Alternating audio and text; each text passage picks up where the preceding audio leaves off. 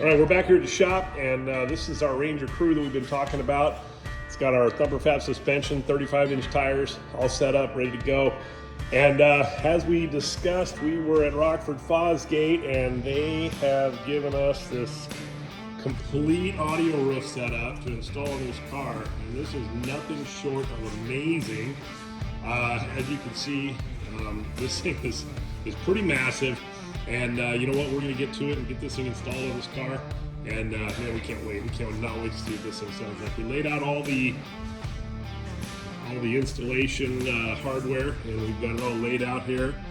And we'll be following along with Rockford Fosgate has a little install video like they do with all their great products, and make it super easy to install and follow along. So you know what? Let's quit messing around. Let's get this thing installed. Well, first thing we need to do, of course, is remove the factory roof off of this car. So we'll start by taking the headliner out. Pop out little Christmas tree rivets here. The front section of the headliner loose. Out. Yep. Just a couple of torque screws and a couple of little push rivets, and the headliner comes out pretty easily. Set this off to the side because I don't believe that headliner goes back in, so we'll set that off to the side, and we'll get the front one out. A couple more quick torque screws and the front headliner is out. There we go there. And that's that. All right, so we have gotten our dome line assembly out. It comes unplugged from the main harness in the roof. I'm going to hang on to this because, you know what, that actually might work in another application somewhere, so we're going to hang on to this. So we're also disconnecting our power window connections here because the new audio roof actually has power window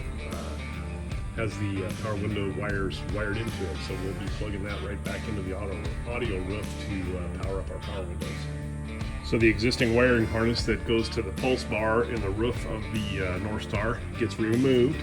Or set this aside for potentially later use in another car, maybe. We won't throw anything away here at Jagged because you never know when you might need it. So ultimately, we disconnect the pulse bar harness from behind the driver's side rear seat, and then fish it out behind the seat belt bracket and take it out of the car. And now the roof is clear of wires, and now we're ready to pull the old plastic roof off. Now another handful of torque screws inside, outside, and we've got the factory roof ready to come off. So here we go. So we got an extra set of hands over here to help lift this roof up onto the top of the Ranger.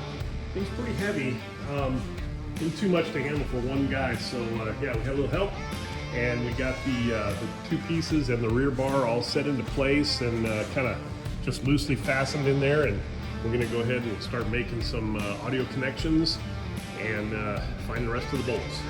The audio connections are very, very simple. You've got two audios and one power on the passenger side.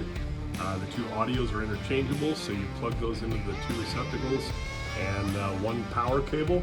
Power cable plugs in, and right here we have our power window plug, and our power window will plug directly into that. On the back of the unit, there's also a pigtail. This is for an additional subwoofer to be installed at a later date, but now's the time to put this pigtail in. If you want to use it, you can run it now. If not, it can be tucked up in behind the rear cap, and you can get to that at any time.